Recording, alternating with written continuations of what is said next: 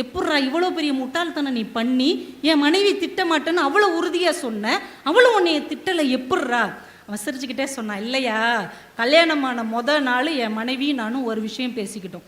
நமக்குள்ள எவ்வளவு பிரச்சனை வந்தாலும் எவ்வளவு கோபதாபம் வந்தாலும் அடுத்தவங்களுக்கு முன்னாடி அதை காட்டிக்கிறவே கூடாது அப்படின்னு நாங்கள் 2 பேரும் சத்தியம் பண்ணிக்கிட்டோம். இப்போ வாழ்க்கை எப்படி இருக்கு பாருங்க. ஒருவரை ஒருவர் புரிந்து கொள்ளக்கூடிய மனசு அமைந்து விட்டால் எவ்வளவு மோசமான நிலைமையில் இருந்தாலும் கூட அந்த வாழ்க்கை மீட்டு எடுக்கப்படும் என்று இந்த நாட்டுப்புற கதை நமக்கு கற்றுக் கொடுக்கிறது.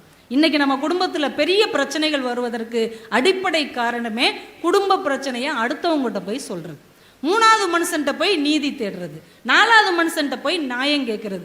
தயவு செஞ்சு அதை பூரா ஒரு அள்ளிரப்பர் வச்சு அழிச்சிட்டு எவ்வளவு பிரச்சனை வந்தாலும் கணவன் மனைவி என்பவர்கள் தனித்துவமானவர்கள், அவங்க பிரச்சனை அடுத்தவர்களுக்கானது அல்ல என்று